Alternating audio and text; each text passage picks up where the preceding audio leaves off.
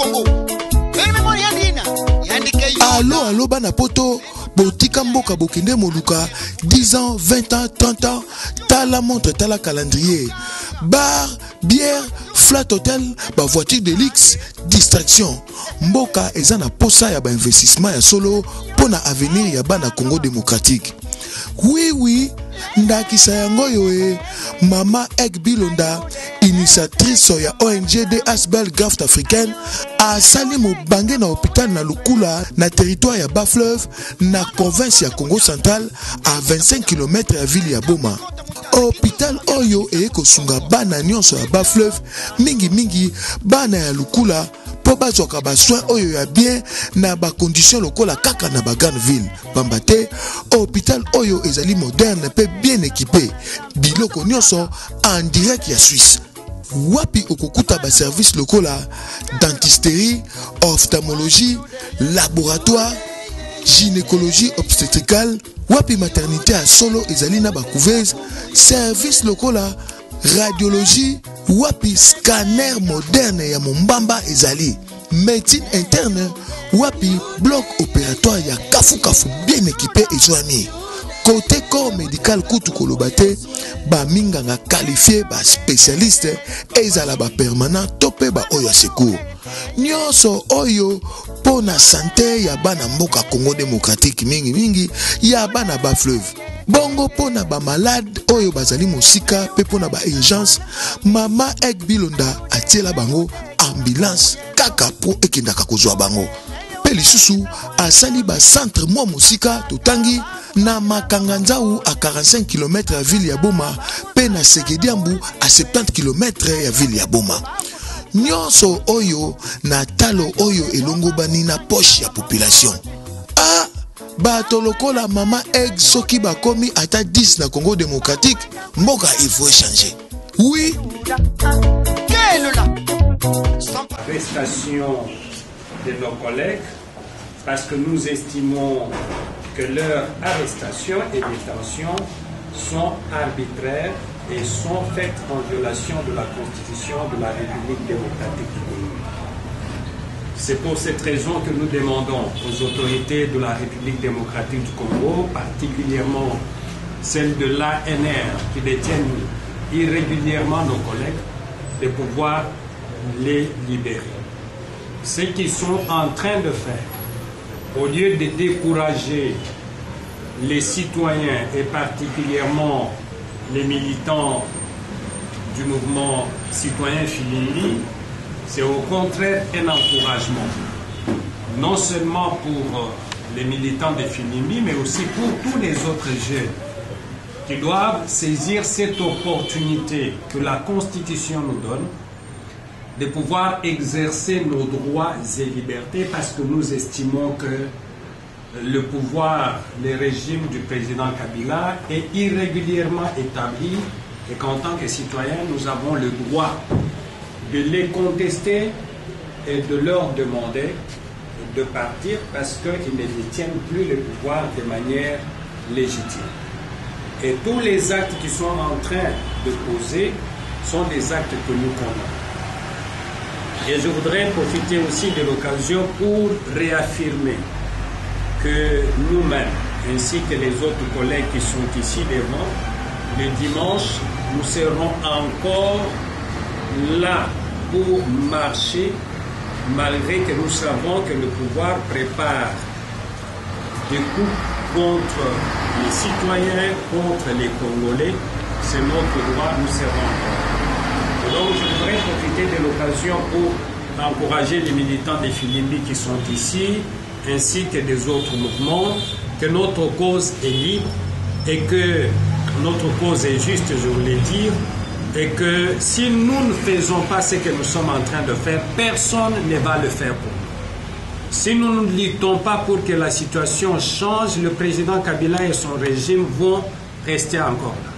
Donc, c'est un appel que nous faisons à tous les militants de mouvements citoyens, à tous les citoyens congolais de se mobiliser pour la marche de ce dimanche. Et nous pensons que c'est notre droit et notre devoir d'y être si nous les faisons de manière pacifique. Cela fasse des ordres dans la mesure où le droit de manifester est garanti, non seulement pour nous qui allons marcher avec les laïcs catholiques, mais aussi pour les autres qui ont appelé aussi. Les seuls conseils que nous pouvons donner à ce niveau, c'est que chaque groupe manifeste en respectant le droit des autres de manifester et en respectant les biens publics et biens privés et en respectant les lois de la République. Seulement, ce qui étonne, c'est que de ma mémoire, je n'ai jamais vu un parti politique organiser une marche le dimanche. De ma mémoire.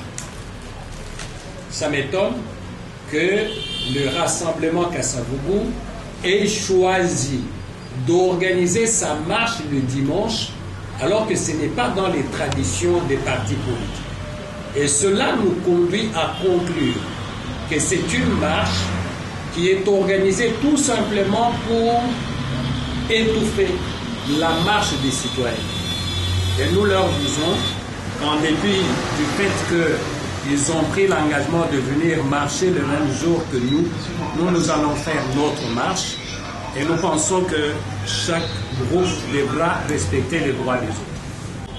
D'abord, si nous considérons que tous nous sommes citoyens de ce pays et que nous avons les mêmes droits, la confrontation va arriver pour quelle raison? En fait, il n'y a aucun groupe ici qui fasse sa marche en l'organisant contre un autre groupe. Chaque groupe a un objectif.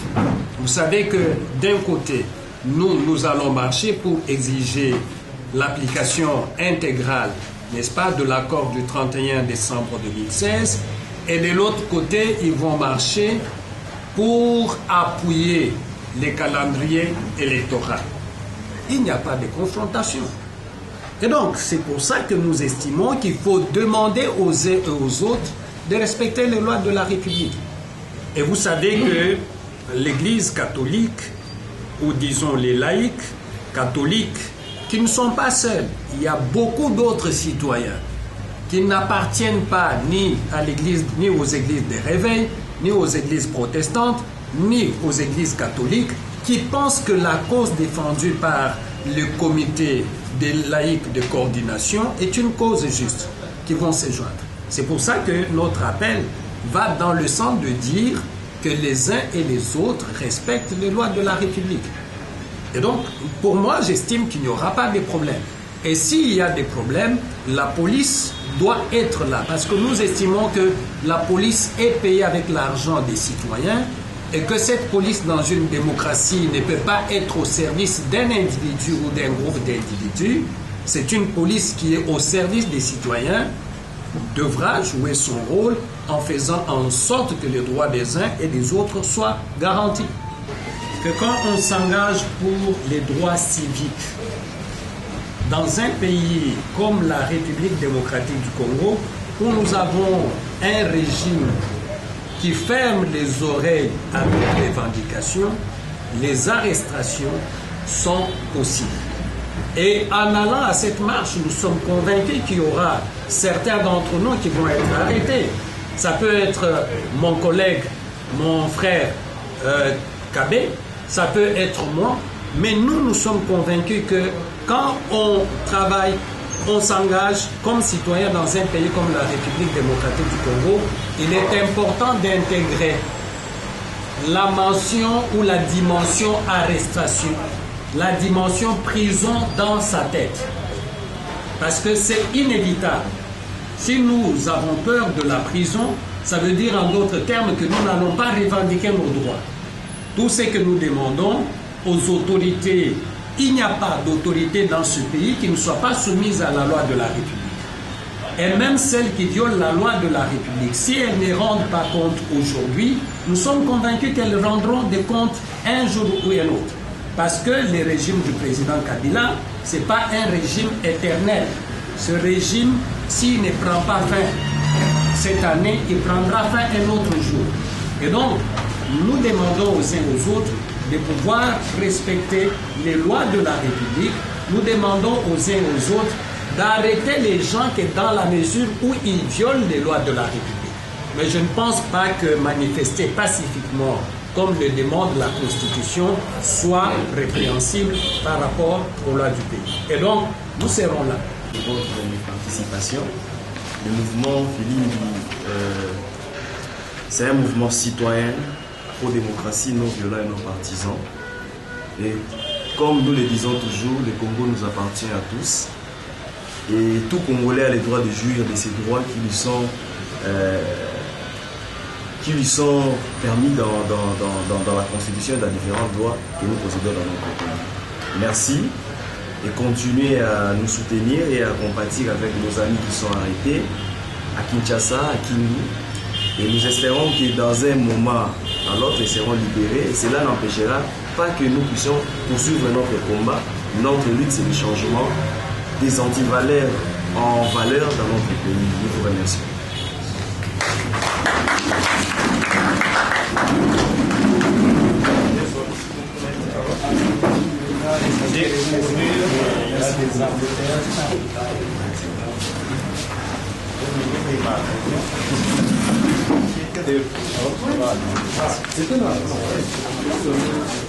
Bon, chers amis, là-bas, il y a des fonds.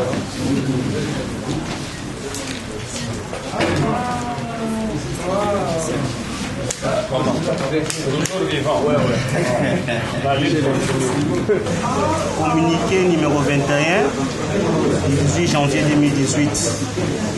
Enlèvement de nos militants par des mercenaires. Suivant l'accord dit de Saint-Sylvestre, signé le 31 décembre 2016, sous la modération des évêques de la Conférence épiscopale nationale du Congo, 5 ans en sigle, le 31 décembre 2017 a marqué la fin de la prolongation consensuelle du mandat de M. Kabila échu depuis le 19 décembre 2016 conformément à la Constitution. C'est dans ce contexte que les comités laïcs de la coordination LCLC, une structure laïque reconnue par l'Église catholique, a appelé à des marches pacifiques, en marche desquelles 8 militants engagés du mouvement citoyen Filimbi ont été enlevés alors qu'ils sensibilisaient pacifiquement la population sur les dites marches. Tout d'abord, nous rendons hommage aux patriotes victimes de la répression barbare de la dite marche par les milices et autres mercenaires utilisés par les régimes illégaux et illégitimes afin de réprimer toute forme de la mobilisation pacifique de la population. Pour rappel, le 23 décembre 2017, M. Palmer Kabea a été enlevé à Kinshasa par des inconnus et transféré à la Guinée où ce dernier a été torturé. Il est à ce jour accusé de l'atteinte à la sûreté de l'État et détenu en violation de la Constitution et de la loi de la République sans aucun accès à un avocat. Le 29 décembre 2017, des militants ont été enlevés à Kindu. Depuis lors, l'un a été libéré et le second, M. Roger Moulemali, a été transféré à la prison centrale de Kindu. Il est accusé d'atteinte à la sûreté de l'État. Le 30 décembre 2017, 6 militants ont été enlevés à Kinshasa et transférés à l'inspection provinciale de la police de Kinshasa, IPK, avant d'être présentés au journal télévisé de la radio-télévision nationale du Congo, un organe public au service de la propagande et de la répression du régime dictatorial, comme les instigateurs d'un mouvement subversif qui s'est préparé à passer à l'action le 31 décembre 2017. Des accusations totalement infondées. Les images et vidéos prises lors du campagne de sensibilisation confirment qu'il s'agissait bel et bien de l'action de sensibilisation totalement pacifique. Depuis lors, des militants ont été libérés, M. Arciel Béni et Dixon Poutou, et 4 autres sont détenus au secret total depuis le 1er janvier 2018. Il s'agit de M. Carbone Béni, chargé du réseau, M.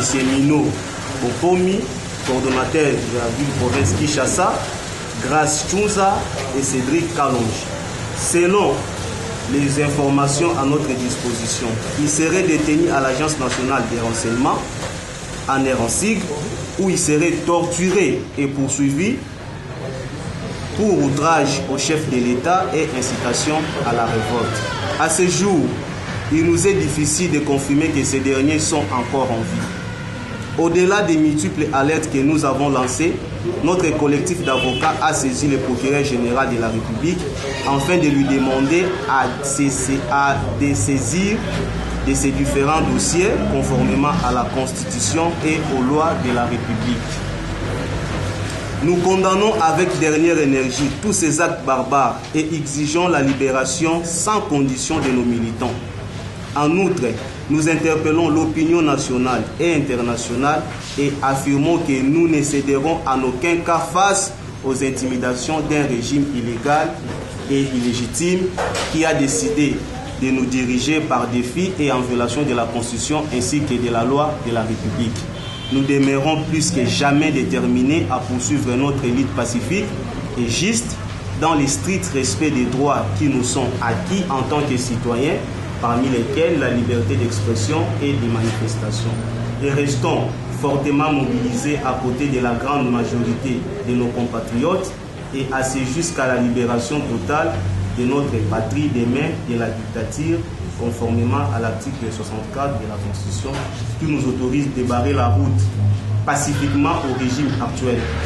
Ainsi, nous associons avec force et détermination à l'appel à des marches pacifiques du comité laïque de la coordination CLC de ce 21 janvier 2018 car le Congo nous appartient à tous. Isili, Imena, Kwajiki, Anaïcha. Donc, tel que ça a été dit chez nos maîtres, Ndengeka Kabalobi, nous demandons tout simplement la libération de nos amis compatriotes, arrêtés le 31 décembre. Oyo Babanda qui manifeste, c'est pour mobiliser tout paisiblement pour la marche des laïcs initiée. Aujourd'hui, on était à l'arrivée des presses pour manifester et montrer à tout le monde comment nous sommes mécontents. Mais comment nous sommes mécontents pour leur arrestation. Donc nous demandons tout simplement leur libération. Libérer nos amis, libérer nos amis, libérer nos amis. Ils sont des activistes pro-démocrates, ils luttent pacifiquement pour ces pays, pour le changement de notre pays. Donc, oyo bokangi bango boye baki bazo militer pe pour nabino, pour na bana nabino pe pour na famille nabino. Donc à l'air arrêté, ezape ko chafi nabino pe en danger en quelque sorte. Donc ndenge kaka un révérend Ekofaloba qui atabo nos enfants, nos petits-enfants qui viendront, ils auront toujours à l'air arraché parce que c'est notre pays. Le Congo nous appartient tous. Donc tout ce que j'avais à dire, c'est ça. Merci beaucoup. Le Congo nous appartient, tous et nous sommes des Congolais, nous mourons des Congolais.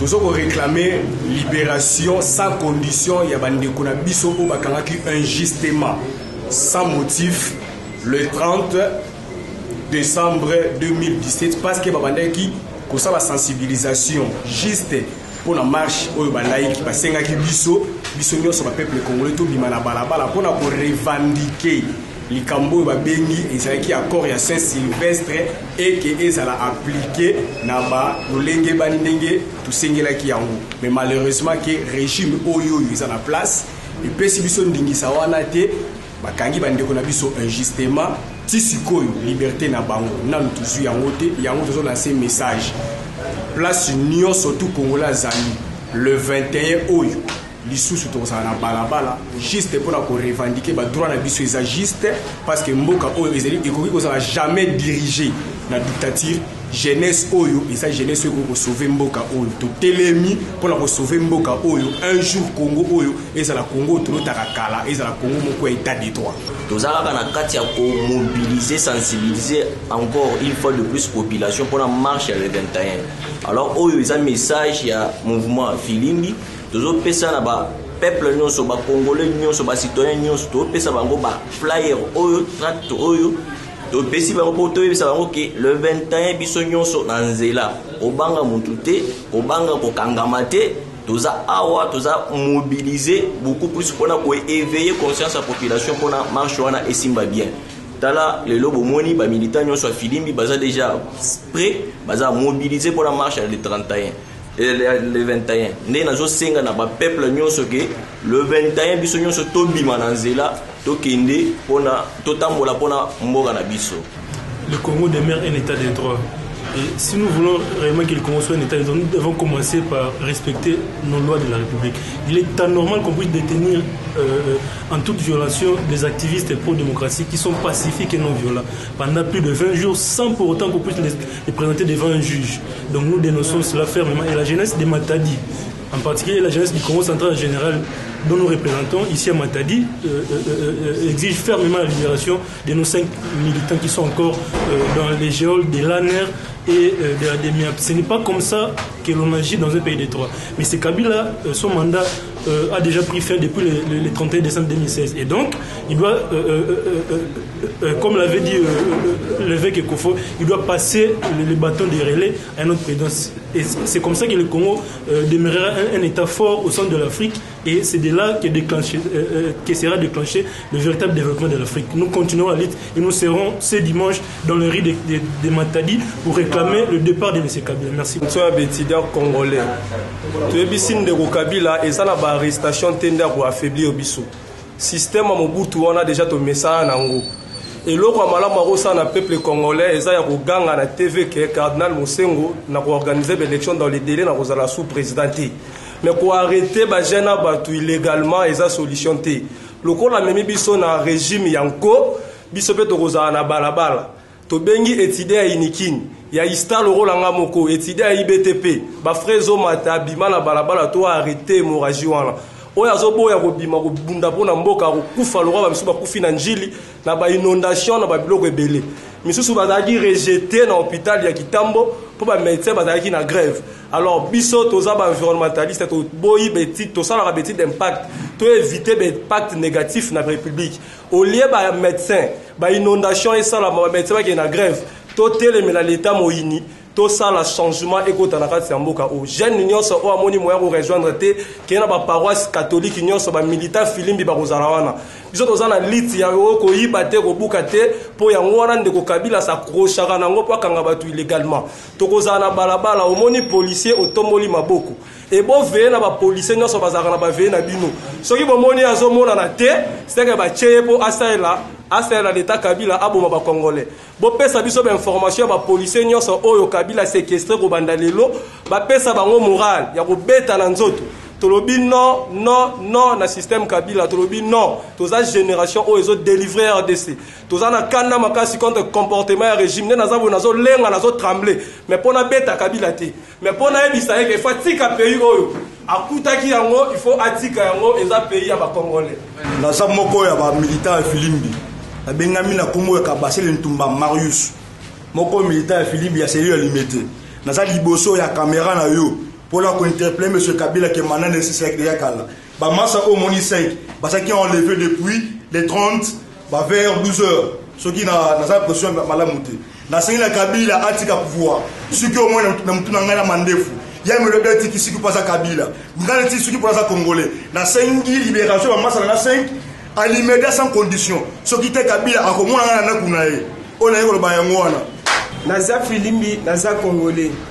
Naye na télévision pendant que bisa ba pasteur tout il y a église de réveil balanda je suis de Mbandaka na cardinal Mosengo soki ke pasteur azolanda mibeko mboka te azolanda population te bango bafandika pona osomba ba mituka peuple congolais azo souffrir tozo konda bango bazo soutenir Kabila lelo na ye pona ye sabatu nyonso ya église de réveil ke dimanche le 21 tozala na catholique totambola bozaka lokola nga na loboko bosomba ba chapelet bozala na catholique pona ko marcher après kilte à 6 heures après tobimi kilte to marcher mutu amonela ote oya na elamba pembe. Eric Musomba activiste ya Filimbi Kabila attaque ba masana biso eza yango nde mutu kobangisa biso te pona otika lito tozomene. Alors nazoyebisa na ba pasteur ya ba église bate ko distraire bandimi. Comment ça fait-il que bino batu bazwa na kati ya église mais makambo zoto mo bien na kati ya mboka te mais bozo distraire on na ba prière nzamenza jamais nzamba kotikala okitana sete pona koya ko ranger mboko eza biso moko ba congolais nde to ko ranger après nzambe nda ko tia loboko na ye. Alors biso nyonso le 21 toza na ba église catholique pour marcher pacifiquement, pour faire partie Kabila atika Congo libre, azonga na Rwanda. Mbote ezate. O ezana kati ya motema eleki na mbote. Na opesa mbote parce que soki o ezana motema na ngai ekomi stable ekomi bien. Wana na opesa mbote bona ne kutu ezate. But o baza enlevé. Militants na biso baza enlevé. Pourquoi? Parce que ils ont voulu combattre pour ces pays, avoir la paix pour nous. Et vous aussi qui êtes en train de regarder, de suivre cela, à toutes les jeunes filles, nos soeurs, nos mamans, les petites soeurs, les filles, Botalananu, on dit éduquer une fille, c'est éduquer une nation. Il y a tout royo, ceux qui a yo quitté, yo vieux Kabila, okomona, na boy ko continuer. Tokotambola na ndenge moko esengeli te. Donc c'est ton dernier mandat qui est déjà passé depuis 2016. C'est le moment que nous allons marcher maintenant nu pour te chasser. Si tu veux la malédiction te suivre, bino moko boyebi ba maman ndenge bazala kana ba jeune fille. Tozotambola na ba ville ça va pas bo longoli biso déjà bilamba o na nyonso oyo. Alors pour la paix de notre pays, l'évolution de notre pays, les jeunes filles, les mamans, nos sœurs, sortons tous en route. Totambola pomboka ekende liboso. Tozolia bien te, tozofanda bien te.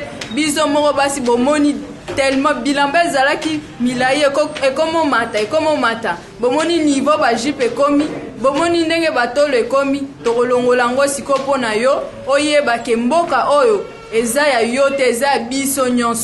Le Congo nous appartient à tous. Alors nous sommes là pour renverser la pyramide. Ba médiocre nyonso préparation bokende déjà pas bopanda déjà ko kanga ba biloko na bisno. Sinon on va être trop méchante. Alors ba maman nyonso na sengi bino boya le 21 parce que la lutte nous concerne. Cette action eza biso nyonso. C'est Joël Abidal mettant film mais tous ces Congolais en particulier pour notre libération de notre frère arrêté depuis le 30 décembre 2017 il y a 15h du matin donc nous va libérer Bango qui est base à la liberté on est là sans condition et c'est tous les universités à Kinshasa y compris il peine ISTA quand Maloula ICC passe à partir massivement dans la marche de 21 janvier 2018 dans Ngonga ya 8h qui est autant pour les longues dans le dossier de Basango par l'équipe protestant qui m'a dit c'est Moutabanga Moutouma côté c'est la lutte qui libère le pays. Et avec 64 marches, nous aurons l'espoir, nous aurons aussi notre résultat de liberté du Congo qui nous appartient tous, peuple congolais.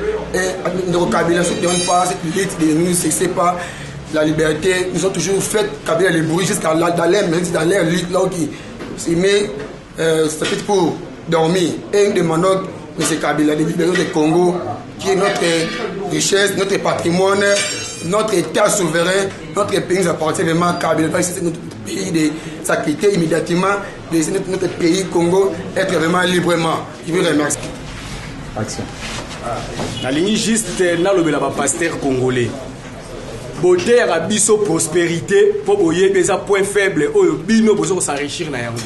Yangwana peuple congolais au landa ba pasteur wana bazo ko faire endormir bino. Il est temps que vous puissiez réveiller. Soyez debout, restez debout. Boté les melamboka na biso. Bobo ya ba conseil ba pasteur wana na matière na bango wana ya prospérité. Prospérité ya kate soki au télémité. Prospérité ya kate soki au bundité. Il est grand temps d'otelemela la Congo pour Congo ezo kokufa. Bazo ko violer la est, bazo ko moma, bazo ko torturer biso na propre mboka na biso. Les lois étrangers a commis congolais, biso ba congolais oyo toza ba congolais de souche de sang, to commis ba étranger. Yango wana pona ko sauver mboka oyo c'est dans la rue pour sauver la démocratie. Totelema, tobundela Congo le 21 mutu nyonso na bengi ba corps laïque nyonso na balabala, l'église protestante, l'église catholique, l'église kimbangiste ainsi que toutes les paroisses du monde. oyo baza représenter na kati ya kini awawa na ba musulman na ba bouddhiste biso nyonso tu na balabala oyo abengami congolais atelema po to sauver mboka na biso. Il est temps oyo aza chrétien solo pour na ko sauver mboka oyo, il est grand temps ya ko telemela po to mona bango na l'époque à David abundisaka ba Philistin pour que a sauver Israël. To monaka yango ba pasteur comme Martin Luther King fi révérend a telemelaka eloko yo ezalaka kopesa ba noir manque à liberté na kati États-Unis ya telemelaka yango lelo na kati États-Unis américain noir américain ba koma égal. Alors il est grand temps bena biso ba peuple congolais to telemela ba pasteur na ba faux prophétie oya lokuta wana baso ko saka biso ke botika ko telemela autorité nyonso utaka na lola te. Pour celui qui a tué par les armes mourra par des armes. Mutoyo oyo nzamba bengi ayaka na nzela makila te. Alors il est grand temps oyo nyonso atelemeli filimbi akokuta biso na nzela. Quoi qu'il arrive, Filimbi et Kotikala Kokufa te car c'est un état d'esprit. La Filimbisophie et Kotabiso na makila est transmissible. Oyo nyonso atelemeli biso akutana mi kishina balabala. Nous appelons tous nos aïeux oyo bakufa pour la cause juste en mboka oyo le 21 batambola na biso na ndenga spiritualité na ndenga physique biso na balabala pour lancer message à moko Kabila bye bye, Kabila c'est fini, mandat na yo sili yo na batu na yo botike la biso. Nous voulons une classe politique neuve, une classe politique à sika oyo ezana ba intègre oyo bato baza ke no ba yebi souci à peuple congolais bato oyo baza pona posa mboka oyo ke liboso parce que ce pays est zongi catégoriquement na niveau 0 sur l'échelle mondiale.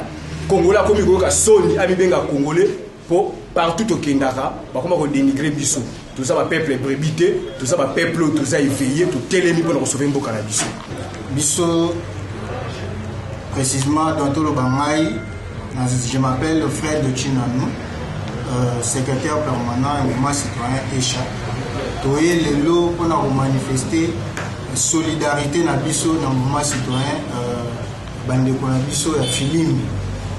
Parce que de tolérer en moté à tant que le moroté que batu o bazo bunda pona ekolo bazala arrêter injustement alors que cause o biso tozo défendre la cause moko eza noble tozo bunda pona ekolo pona mboka na biso to le baki yango ke mboka oyo komo eza ya biso nyonso. Alors to kotike la mutu moko tante po abana sikoyo komate pour abana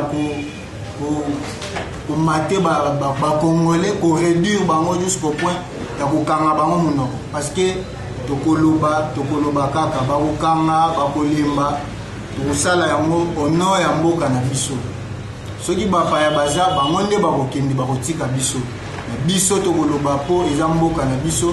Nous sommes libres et notre constitution nous protège. Tokoloba lelo tina suka tosengi libération immédiate na bandeko na biso bakangi carbone mino bango nyonso y compris bao ya kana makuna tosengi libération immédiate basali eloko moko te bayibi te babomi te oyo bazoboma ba force commune toyebi nani akangama moko te. Mais pourquoi bato bazo défendre la cause nationale bozoluka bo inquiéter bango bato bazo yiba mbongo ya l'état bazo boma batu na Kasai intérieur mboka na biso baza libre bazo rouler carrosse. Nous voulons voir aussi ces gens-là être arrêtés parce que ce sont eux qui puissent vraiment bazo piller ba ressources na ba richesse en mboka na biso. Pourquoi vous inquiéter bango alors que bozo s'attaquer na batu oyo baza kutu ata na bazata coupable na lelo mokote bazo défendre mboka na. Merci beaucoup. Ndeko batsani nanga muna. Oui, na nyoso ndeko uti koloba, ngai kombola ngai héritier ngashi. Nazali pe membre ya ECHA. Toye ko témoigner solidarité na biso à l'endroit ya baninga na biso ya Filimbi. Et du fait il y a arrestation arbitraire, acte énième acte de barbarie orchestré de la part ya bandeko na biso bazali dirigé par Moninga Kabila. voilà comment est-ce que va traiter jeunesse. Jeunesse, les lots, jeunesse, ils ont revendiqué pourquoi? Parce qu'il y a le chômage, parce qu'il y a les injustices, il y a les abus de pouvoir, et tous ces mots-là, tout ça, on a besoin d'un soutien.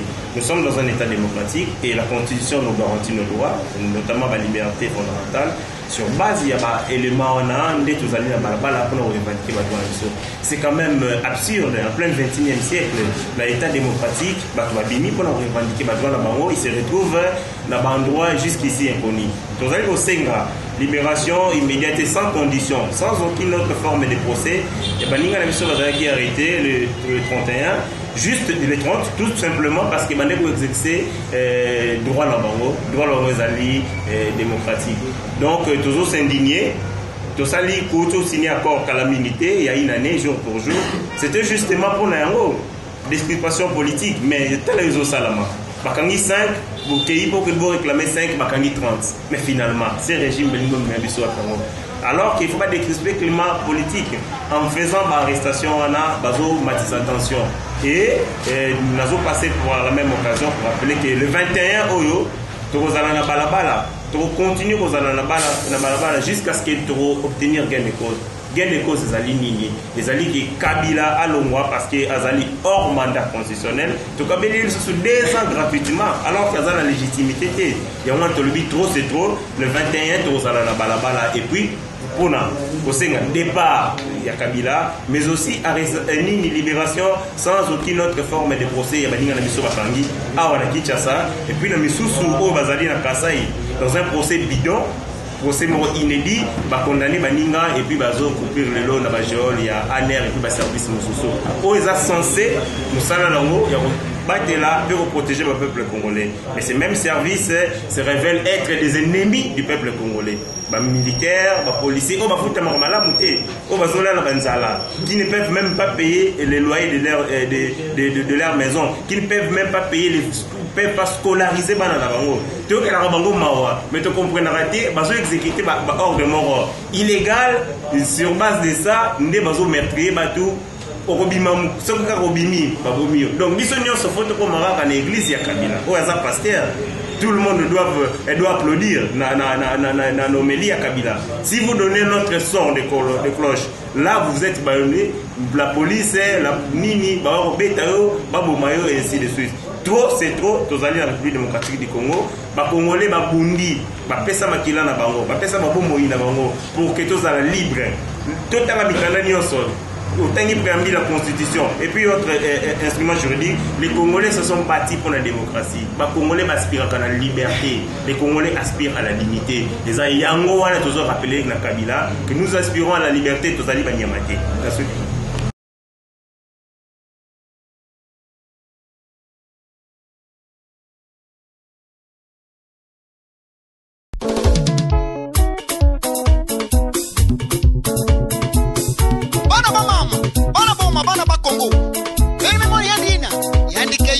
Allo bana poto botika mboka bokende moluka 10 ans 20 ans 30 ans tala montre tala calendrier bar bière flat hotel ba voiture de luxe distraction mboka eza na posa ya ba investissement ya solo pona avenir ya bana Congo démocratique. Oui ndakisa yango yo mama Ek Bilonda initiatrice ya ONG DHBL Graft africaine asali mobange na hôpital na Lukula na territoire ya Bas-Fleuve na province ya Congo central à 25 km ya ville ya Boma. Hôpital oyo kosunga bana nyonso ya Bas-Fleuve mingi bana ya Lukula po bazwaka basoin oyo ya bien na bacondition lokola kaka na grande ville. Bambate hôpital oyo ezali moderne pe bien équipé biloko nyonso en direct ya Suisse. Wapi okokuta ba service lokola dentisterie, ophtalmologie, laboratoire, gynécologie obstétricale, wapi maternité à solo ezali na ba couveuse, service lokola radiologie, wapi scanner moderne ya mombamba ezali, médecine interne, wapi bloc opératoire ya kafu bien équipé et soigné. Côté corps médical kutu kolobate ba minga nga qualifié ba spécialiste ezala ba permanent topé ba oya secours. nyonso oyo pona santé ya bana mboka Congo démocratique mingi ya bana ba fleuve bongo pona ba malade oyo bazali mosika pe pona ba urgence mama Ek Bilonda atiela bango ambulance kaka po ekendaka kozwa bango pe lisusu asali ba centre mwa mosika totangi na Makanganzau à 45 km ya ville ya Boma pe na Segediambu à 70 km ya ville ya Boma. Nyonso oyo na talo oyo elongo bani na poche ya population. Ah, bato lokola mama Egg soki bakomi ata 10 na Congo démocratique, mboka il faut changer. Oui.